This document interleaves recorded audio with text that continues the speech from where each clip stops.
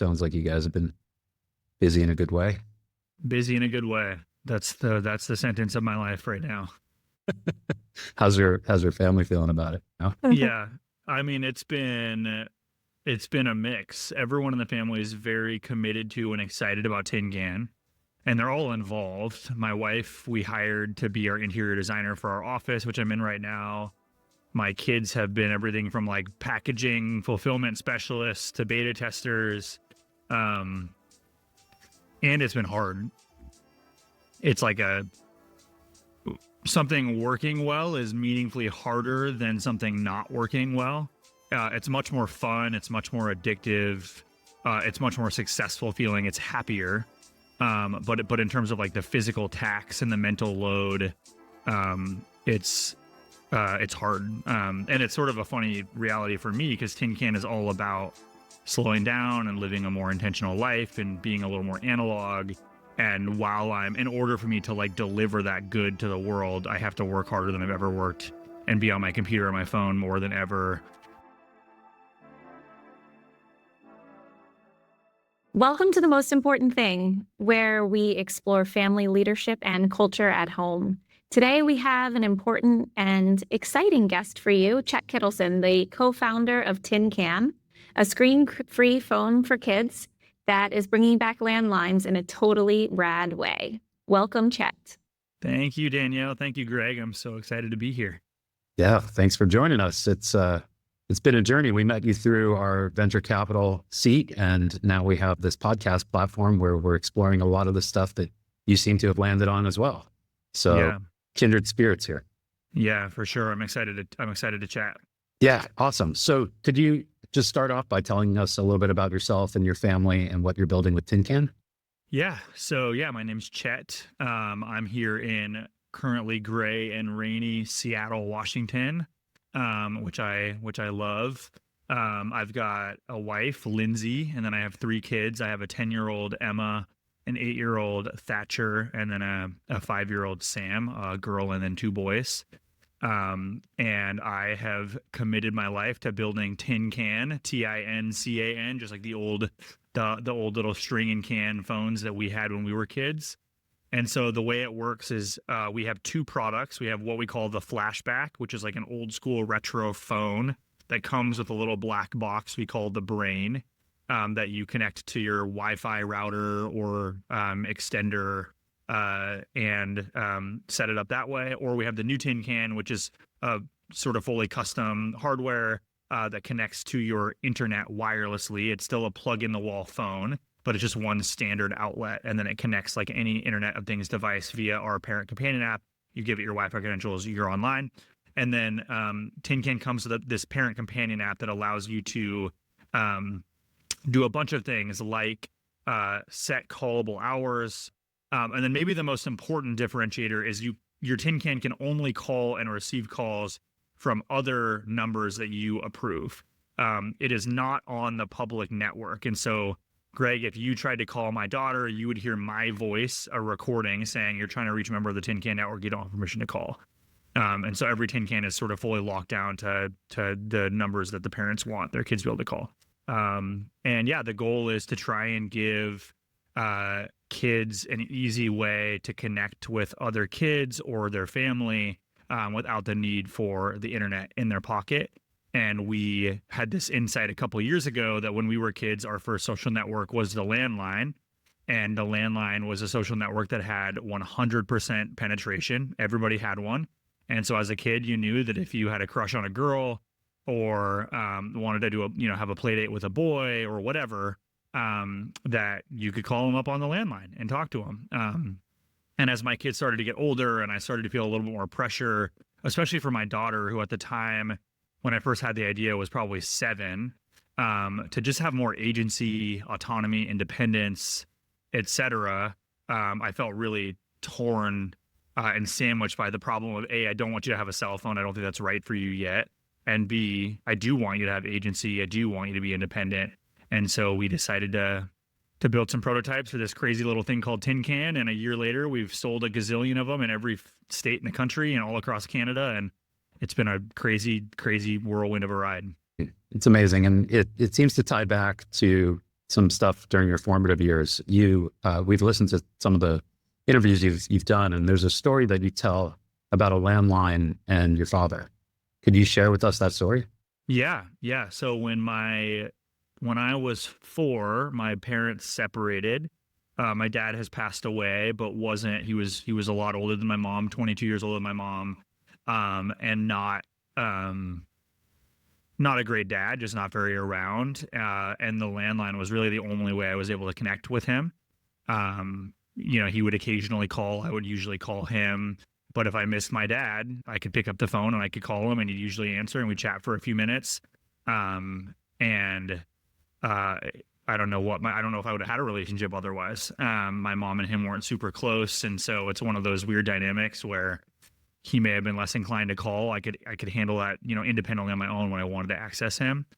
And that's one of the more like dramatic, sort of emotional use cases for me as a kid. And it was a really important one, but also, gosh, I'm an extrovert. I was such a social kid. I was definitely the kid that would call a friend 6 times in a row if they didn't answer. And then they'd finally answer, like, Chet, we're having dinner. You can't keep calling. We'll call you back. Ryan will call you back. But I just had agency. I was able, if I was bored, my mom would say, see who's free. And I'd pick up the phone and I'd, do my little phone tree until I got someone. And, it was just such an important part of my upbringing. Yep. I mean, the dad story I cannot relate to, and that is very touching and actually thought-provoking about how kids in that position today would be able to communicate, given that they don't have, or until recently didn't really have, a landline, most likely. Yeah. But then the other thing that brings up is the phone was like, it was like a walkie-talkie, effectively, like where I would make a call to my friend down the street, my best friend, and say, meet you outside in 10 or whatever, to play baseball. And at one point we actually set up baby monitors between our houses so that we could just do that on our own, because we couldn't string a tin can between our house and the house in between us. So like, yeah, this is like very nostalgic, most definitely. And I see why you're having a lot of success with it. But it's not obvious looking at your background that this is where you would have ended up, right? I mean, from what I understand, you started in real estate and prop tech. So like, can you help us draw the line from where you were to where you are now? I think, to my mom's credit, I was raised with this idea that you can do whatever it is that you feel passionate enough to do. And so I don't have a lot of walls up when I see a problem that I want to solve. There's a lot of similarities between every problem. They all have some uniqueness. We have to deal with hardware and fulfillment operations. Prop tech, you're dealing with long sales cycles and a really expensive purchase. Whatever it is that you're working in, there will be unique nuances, but ultimately it's the same skill set of see a problem, solve a problem, build a team, build the right competencies around you to fill in for whatever it is that you're weaker in, et cetera. And so this feels very similar to my last company. It's just that the problem we're solving has, nuances around the edges that are a little bit different. And I will say the one through line for me is kids. One of my co-founders and I met at summer camp. We were counselors together for years. He was the best man at my wedding, one of my best friends.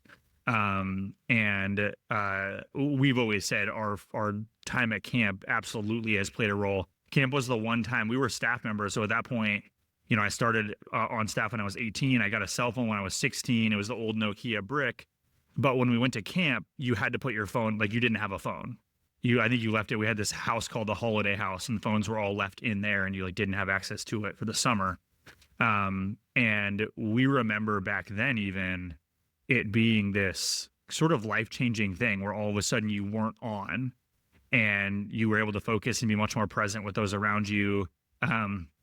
And so anyway, there's a through line for me of kids and like really enjoying a deep level of connection, human to human. And honestly, this is the first thing I've worked on that I'm like fully on fire about. I'm a passionate person, so everything I've worked on, I have found ways to get excited about, to believe in, and that was authentic. I wasn't making it up to anyone or myself. That's not the same as fire. This one is like, I can't sleep. I can't stop working on it. And so, yeah, but anyway, yeah, the through line is kids and sort of being a problem solver that's willing to solve any problem, regardless of what nuances it comes with. It's interesting. One of our friends who we had on the podcast also, Cliff Weitzman, the CEO of Speechify, he says that behind every successful founder, entrepreneur, you will find a mom who just has this unwavering belief that their child can do anything that they want to do. And I think that time and time again, we're starting to see that as well. You're building a high growth startup, which requires speed, but also in our previous conversations, we know how important being a dad is to you. Olivia, one of your team members, recently told us that you took your eldest daughter with you when you had to go out to California for work. Would love to hear more about how you are handling, being a dad with having a seat on a rocket ship right now. Yeah, it's hard. Probably underestimated how hard it would be. I've told people to succeed to this degree, and we're super early, so I'm not counting any eggs before they've hatched, but like I've never experienced a ride like this in our first year, going from nothing to being everywhere. It is way harder than either to fail or to sort of hobble along. Those ones are harder mentally because you just, if you're an entrepreneur, you want to find success, but they're actually quite easy from a lifestyle perspective. You don't have anything to do other than try to figure out what to do. In this case, we're being pulled in 1,000 different directions. And I quite literally could never do enough. Like there is no job done yet. That's something that, I have to work on as I grow, both for myself, but also for the team. But yeah, all of that amounts to, it's much more challenging for me to be the dad that I want to be at the same time that I'm being the husband that I want to be, at the same time that I'm being the son that I want to be, at the same time that I'm being the CEO that I want to be. I do feel like most of my career I'm pretty efficient. And I feel like I've been able to do all of the things at the same time. And this is probably the first time where I've really felt it crack, where if I'm like being a great dad, I feel myself falling down at being a son. If I'm being a great son, I feel myself falling down at being a husband. Those aren't all completely interchangeable. You get the idea. And so, yeah, my wife and I have been talking about it like very actively. She's super supportive. My family's all in on Tin Can. They've all played a role. We hired my wife to do all the interior design at our new office. We're committed to being an in-office company. My kids have done everything from packaging to being beta testers to helping me with deliveries. We're not doing that anymore. We've got a warehouse, but in the early days, my daughter, like you said, came with me to LA for a big event at an elementary school, and she was like basically selling tin cans. People would ask her, well, what do you like about it? And she would tell them I can plan play dates. And so that's really helpful to be working on something that matters to them and that they see matters to me. And I would be lying if I said there weren't times. And Emma, she's the most aware probably, will say things like, you seem really busy. Are you okay? Or my wife will, be like, hey, it's Thanksgiving. You keep looking at your phone, which is not the way I've operated historically. And I'm sort of like, I don't know how to not look at my phone right now. There's so many fires and things going on, and we're trying to make sure we can deliver an amazing experience to, a lot of families over the next few weeks as we start delivering for the holidays. So yeah, it's hard. I think that's just one of the through lines that we see across, family culture, is that the communication about what's important as a provider needs to be there, but same with what's important as a father, as a husband, as a lover. And when these things don't mesh, that's where I think people get out of sync and resentment starts to build. And it's very totally true in the entrepreneurial journey. I've seen it. Yeah, and I'll many be honest, times. I wouldn't get an A right now. I would say I get like maybe a C. And there's a lot of grace because I think my family knows that this is a unique experience. And I think it helps that they also love what Tin Can is producing. And so there's a little bit of like mission alignment. But we've definitely had our share of hard conversations where she's like, dude, it's been a year now. Is it really going to get easier after the holidays? And usually my answer is like, I'd probably be lying. Like, we're going to want to ship a lot of units next year. And so it's definitely like an active work in progress. We have a good relationship. There's a lot of trust there. We've been together for 1 trillion years. we started dating when we were 20 and 21. So we've been together for like 16, 17 years now. And so that all helps, but it's definitely like, it has not been easy, both personally or relationally. There's definitely, we've had our challenges because of it. Yeah, it's really hard. It's something we talk about actively, about this entrepreneurial journey. And, you mentioned like the journey of finding product market fit is your entire family, your team falling in love with the problem and, metaphorically pushing a boulder uphill. That's really hard to push, but you get it up to the top of the hill now and it's going to roll, and you got to figure out how to control it down. And that is a totally different problem than just falling in love with this problem and getting people to identify with it. Mhm. So Totally. you're on that part of the journey, and you can't come home and say, oh, it's going to be easier after the holidays. Cause like problems, you have to just keep falling in love with new problems, right? It's not just the problem of how do we promote Tin Can. It's now the problem of how do we ship it, of how do we distribute it, how do we build the software, how do we, there's a million things, and they're just going to keep coming. Totally. Well, and in this case, because I feel so close to the mission, I do feel, it's like with great power comes great responsibility, the old Spider-Man quote. I do feel a lot of responsibility and pressure to solve this problem for as many kids and families as fast as I can. It's actually much less about the fact that we've raised venture capital or the fact that I'm a hellaciously competitive person, which is true. And much more in this case about I've seen it impact kids who have it. I've seen it impact families who have it. And I want to create that impact for everyone everywhere tomorrow. And so everything from thinking about international expansion to setting goals for next year that like would blow our mind. It's like it's staggering to think about accomplishing what we want to accomplish. But I feel if we don't, we are leaving a kid behind. We're not creating a better childhood for a kid somewhere. And that's an addictive thing. That's And the combination, I say this all the time, the combination of like fun, like look at my background. It's like lightning bolts and smiley faces and starbursts and hearts. It's delightful. It's a delightful space to play in.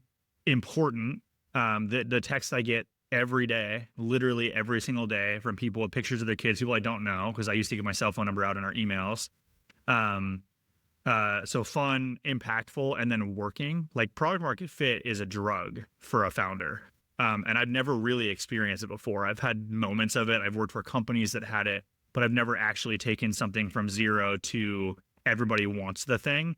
And that is the trifecta of those three things. Like I could spend, if I were a single person with no kids and no spouse, I would probably work 14 hours a day because I don't, it's almost like you don't want to do anything else. It's like the thing that your mind is festering on, but that'll break you at some point. So that's where you have to figure out how do you create balance and sustainability for yourself. And it sounds like that's a work in progress right now, right? And maybe will never fully be figured out. Yeah, I do. Yeah. Yes is the answer to both those things. I do hope that I make progress on it. Is the goal to be 100% perfect? I guess no. Probably never for anything, but I think there's progress I need to make for sure for even like myself as much as for anybody else. Mm-hmm. That makes sense. Is there one thing, like one activity or one ritual that you've been able to maintain right now with your family? I mean, I still very consistently put my cell phone away between the hours of 5, like when I get home, 5:30 and bedtime. I coach baseball for my son, and we're in the off season. We decided not to do select baseball this year because it's a lot. And I do like a winter camp every Monday night with him and some of his buddies in like an indoor facility in Kent. And so I still do feel like when I take a step back, I'm like, you're still a great dad. It's just that I think my bar, it's more that like my headspace during all of those things. Like I think 2 years ago, I would go to winter camp and I would have spent like the whole day before thinking about what activities I'm going to run. And, I just go hard at everything I do. And now it's like I show up at 5 to get him and we rush to the thing and my head is still in work mode and I'm not quite as there as I want to be. I think that's the big challenge. So I'm still ritualistically available. I'm there. I'm doing all of the same things. I'm just not as proud of how like compartmentalized. I'm able to make things where when I'm home, I can be like, I'm in home mode when I'm at work. The last thing I'll say there is my bike ride, having a commute. I bike, it's 22 miles a day, 11 miles each way. I have an e-bike, so don't give me too much credit. I don't view it as an exercise. I view it as a commute. But that has been very helpful in helping me to transition. And I try to be intentional. I don't do it every time, but on the ride home in particular, I try to be intentional. Like, okay, you have 45 minutes to become a dad again and to try to shed whatever you're stressed out about or excited about or thinking about. And so that has been very helpful, especially when there are times where on my ride, I literally like kind of snap in my head and I'm like, okay, leave work. And those days, usually I get home and I'm like ready for the kids to tackle me. That's why we created the most important thing. It's for that commute ride home so that you can switch into family mode and come through the door and be like, guess what I just learned? And show up and promote family as a team, put away the work for a bit. I love it. I love it. I'd love to hear more about what you're learning around connection. So obviously, like if I just buy my child a tin can in isolation, she's not really going to have anybody to call. So I'd love to hear what's been your experience and how people are buying tin can, and if the kids these days are using them for anything different than the way that we used to. Yes. So on the first point, the true answer is these things are being ordered in groups. And so I think it's much less likely, and we tried to price it so that is the case. Everything from like the default price, we tried to make very affordable. I know that's relative, but we've tried very hard to have as low a margin as we can, to the fact that we offer bundling pricing where if you buy 2, you get a discount. If you buy 3 or more, you get a bigger discount. And then we have lots of schools and larger groups where we'll do like a sort of a custom, deal for. And so on average, kids have at least a tin can friend, like at least them and their best friend have it. And if you remember being a kid, having all of your friends on it is great. Having your best friend on it is the most important thing. Every kid who's like 7, 8, 10, 12, usually they have 1 or 2 or maybe 3 people that are their go-tos. And so like my daughter, as an example, she has like dozens of her classmates and friends from around West Seattle, our neighborhood, that are on there. Every once in a while, she'll have a call with someone like, oh, you haven't talked to Summer in months. But a vast majority of the time, it's her best friends and they're planning a play date or a slumber party or just catching up about school or whatever. And so that's my first answer. The kids who don't have any friends, usually the parents bought it for a different reason. I was texting with a parent the other day who said they actually bought it because they have a babysitter who doesn't have a cell phone. And they wanted the babysitter to be able to, when they're at their house, be able to access them and for them to be able to access home via the tin can. We have others who really want the ability for the kids to be able to call 911. And they use it more as like an emergency service line where the parents can communicate with the kids who might be home alone. Maybe they're 12 or 13 or, even 11. And or if something happens while dad is home with the kids now have an easy, you go grab it, you dial 911, just like when we were kids. And in those cases, I'll call those sort of like latchkey kid or emergency phone. And then the other use case that we talked about, the parents, I'll ask them, hey, I noticed your kid isn't super active. I always reach out to people who aren't active. Is there anything we could do better? And they're like, oh, no, this is exactly what we want. We didn't want them to have a super social device. We're still interested in them being like at home when they're home. And it's solving the problem for us. But I'd say like a vast majority, the kids have, a couple, 2, 3 of their closest friends and they're actively talking. And then I guess the last use case I should have mentioned is grandparents. That is, I think, absolutely a core feature of the tin can is parents wanting their kids to be able to connect with their parents, with the grandparents, without them being the go-between. Part of that is the organization of it all. It is hard. I used to do it. I don't anymore because my kids have tin can. But mom texts says, hey, I want to chat with the kids tonight. And I'm like exhausted and FaceTime's a disaster. The kids want to play with the emojis and they're running around the house trying to show everything off. And I remember feeling very anxious with FaceTime calls. And now my mom is bored and she just picks up the phone and calls Emma, and Emma will talk to her or Thatcher or Sam. She called Thatcher yesterday. I think that's another huge solve, and you don't need a tin can for that. And so that one, you could get a tin can and have nobody else in the world that has one. And on day one, have 10 people your kids can call between grandparents or aunts and uncles or, whatever it is.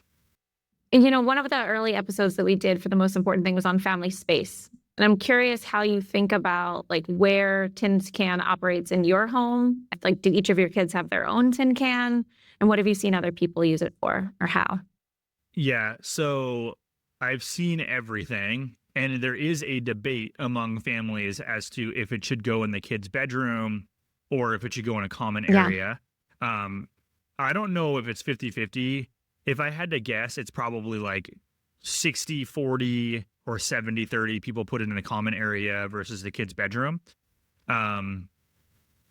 My kids, we have two. The only reason for that, honestly, is because my house is sort of a beta house.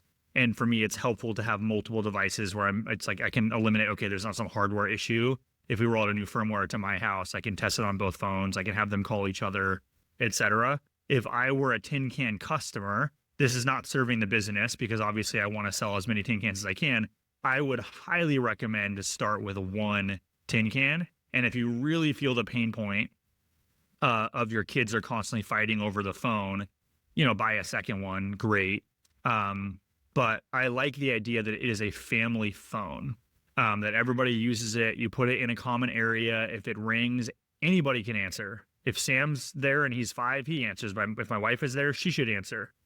You want the kid who's calling to have an experience of when I call, usually somebody answers. If you're relying on only the one kid, the odds go down a lot. They have sports, they have school, they have all these different things going on. And I think that sends a negative signal. It feels like a failed outcome for the kid who's making the call. And I also want kids to learn how to greet a parent and to say, hey, Danielle, it's Chet. Is Greg home? I was hoping I could chat with him. That is a skill set. I am on this podcast and I can speak well. And I absolutely think that my landline days as a kid played a role. I'm not saying that's the only reason I'm an extroverted, gregarious person naturally. But I really think it did. I was always on the phone and I had to talk to parents and grandparents and et cetera. So yeah, I would say put it in a common area where everyone can hear it, start with one, and see how it goes. Great. I like that. Yeah, I think a lot about how you're bringing back what I'll call cognitive patience. Like not just the skill building that you're mentioning around, calling the house and talking to whomever happens to answer the phone, but also when you're on the phone with your grandparent or your best friend, there's just so much less stimulation than there is with FaceTime or even with a cell phone, because, lots of people will be on a cell phone talking, but also walking or playing a game on their phone or scrolling social media. And so I think when I think about Tin Can, it's not just bringing back childhood nostalgia, but it's also really supporting something that we're talking about a lot in our house today, which is that kind of low stimulation, extending the duration, teaching our children and ourselves, reteaching this idea of cognitive patience. I totally agree. And that is important for adults too, by the way. I was talking to my mom last night at around 10 p.m. I should look at the call log. It was probably 45 minutes on Tin Can. I was on Thatcher's and she was on hers. I gave her one as sort of like for fun and because she's kind of a beta tester too. So we were on a tin can to tin can call last night and I was like, how are you liking this? What's the experience? And she was like, I love it. It is hard. I'm so used. She was like, I'm stuck because we made it a plug in the wall phone. We talked a lot about having a lithium ion battery so that you could like move around while you talked. And we all decided it was very important for it to be stationary so that a kid was stuck to their desk or to the wall or wherever the parents set it up. And she mentioned the value she was already seeing and the challenge because she's been wired now for 2 decades that she can't move around while she's on the call. She's usually like vacuuming or doing dishes and I'm on speakerphone. It actually drives me crazy. With her in particular, she's very like, she's a busybody. And so she's always doing something. She's like walking her dogs or feeding them and I'm like, Mom, I can't hear you. There's all this background noise. And so she's like stuck to her chair and she can't get up unless she puts the phone down and walks away. And she self-identified, it's funny that you mentioned this because this was last night at like 10 p.m., self-identified that it was sort of reteaching her to just be singularly focused on the phone call. And then beyond moving around, there's also the reality of your face is buzzing with your phone. And so you're like talking on the phone and the whole time, ding, like all these Slack notifications, email notifications, whatever you have turned on, text messages. And I think anyone would be lying if they said they didn't look at those things while they're on. You're like talking on the phone, you're looking at stuff, you're swiping, you're updating your email. So it's another actually reason to go back to why I think it's important to put it in the common space. Things are best when everybody use them. There is kids do not. There's an influencer on Instagram. I think she's called the Gamer Educator, and she posted a bunch about tin can. Some of it was, I think she has some skepticisms, which is totally fine. I love seeing it. But she talked a lot about how kids want to be living in an adult world. And the more that an adult uses a thing, the more the kid will use it because they feel like, well, this is just a thing that people use. You're not giving me like a dumbed down version. And so I really want kids to see their parents using a tin can. When you're home and you want to catch up with your mom or your sister, call them on the tin can. It's a more focused conversation. It's fun. It feels charming and nostalgic. And your kids will see this device is good enough for all of us. So anyway, I could go on.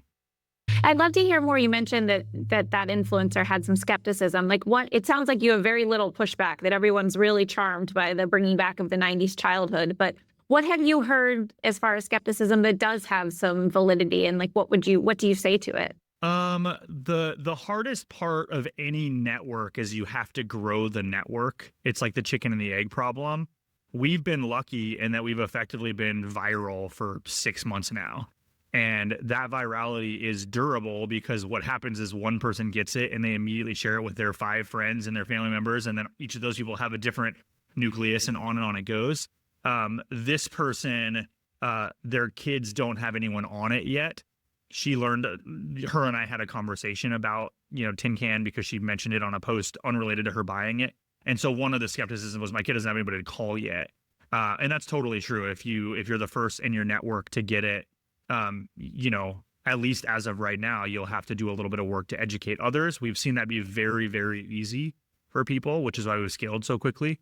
But I think there are certain personality types that will be like the first in their community who will buy it and they'll spread it like wildfire. We have these GIFs that we created.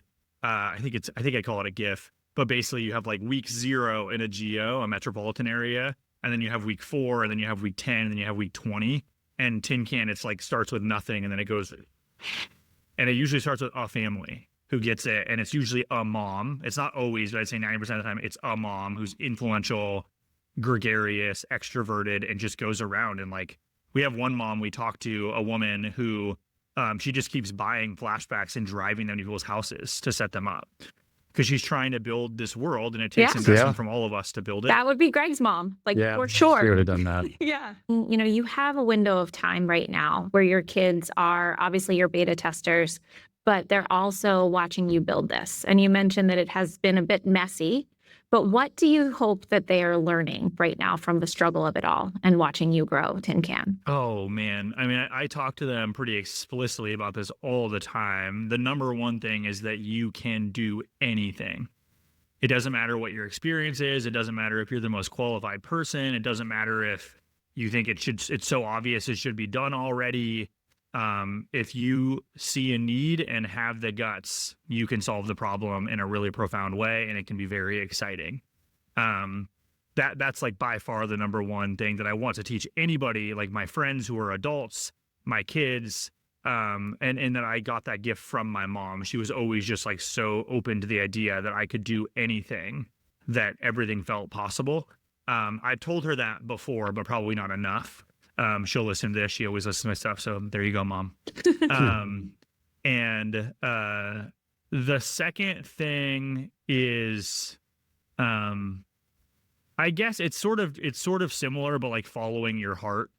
like they saw me go from like prop tech to tin can, and like you guys said, that's not a clear through line. It doesn't make a whole lot of sense to like a LinkedIn profile. But they saw that I had this passion and they watched me. And then I think the third thing is like, maybe it's the same. Maybe it's 2B, like like 2A and 2B is just like passion. You're putting care into things. Like they watched me like design the box and the packaging with our brand designer. They've watched me test the twirly cords and like figure out what the right amount of resistance is. All the different types of plastics you can choose for the cradle, the weights.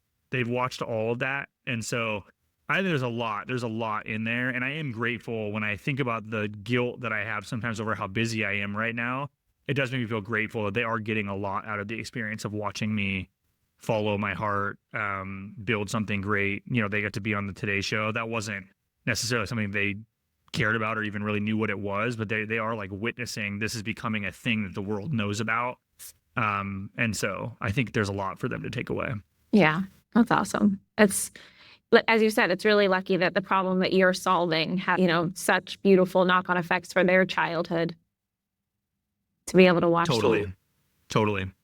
So last question, do you have a favorite family holiday tradition or ritual that you could share with us? Yes, it's got to be with my wife's family. My family has lots too, but this is my favorite one. I was there when the tradition started. I don't remember exactly why, but every year on Thanksgiving, we freeze the night before. We put a huge, either several bags or whatever they're called, of Brussels sprouts in the freezer. And then on Thanksgiving Day, we pitch them to each other and hit them with baseball bats, or we golf them off a tee into the woods where my in-laws live. And it has become like on Thanksgiving, my kids the whole day, when are we going to hit Brussels sprouts? When are we going to hit Brussels sprouts? I hate Brussels sprouts. And so partly it feels like revenge for all the soggy boiled Brussels sprouts I had to eat. And partly it's just become like a weird, you have those certain things where you're like, this is weird and unique to us. And that's one where like people don't get it, and that's perfect. I love that. Thank you so much. That's great. That's a great one. Rituals, you got to create them, and the weirder, the better. Yeah, totally. Yeah, very cool. So I know it's a little late for a Christmas delivery, but how can our audience get a hold of a tin can in their house, in their homes? Yeah, tincan.com, tincan.com.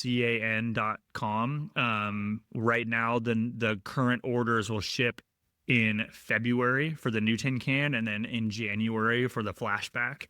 I do recommend the new tin can. I love the Flashback too, but the new tin can has a much more elegant, simple setup process, and I think it's a better product. Yeah, we're working on, hopefully in Q1 we'll be at a point where we have inventory on shelves and can migrate to a world where people can get tin cans in a couple days or a week. Something more standard, which goes back to what you said about when you want your friend to get one, I want them to get one right away. Yeah, absolutely. Great. That's great. Well, we are endorsing this as a great way to build family culture, and it's just getting started. So, maybe 5-10 years from now, when tin can is mildly successful, family culture will look a lot different in America. I hope so. It's not that often that we get to hear about someone who's got such an incredible path ahead of them from a founder's perspective, that's also a dad, right? Yeah. So it's really cool. Yeah, it really Good is for you, cool. Chet. We're really happy for you. Even just since, July, it's been awesome to see your growth. It really has. Okay. Anything else you want to share before we let you go? No. Thank you, guys. Super fun to do it. I appreciate the time. Hey, guys, if you're still here, you're definitely our kind of person. Thanks for spending this time with us on the most important thing. If this episode resonated with you, we'd love for you to follow us wherever you get your podcasts and share it with someone else building family culture on purpose.